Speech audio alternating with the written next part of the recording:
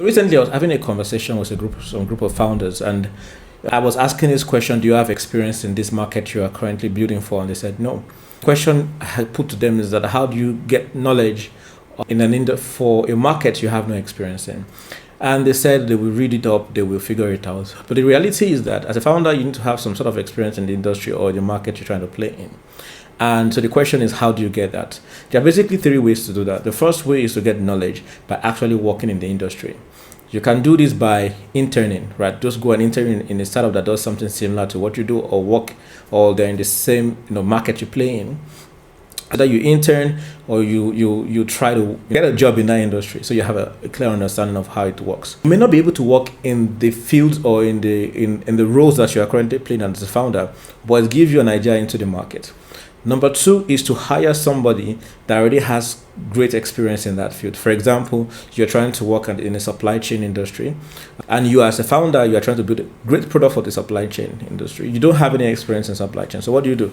You get someone that has great experience in supply chain and make the person your co-founder, or you make the person part of your team. That is very important. You cannot build a product for a market you don't understand. Third option, we've talked about getting a job. Number two, we've talked about getting someone in the industry that has great knowledge and put them on your team. The third option is that you experiment, but you do it without anybody's money involved.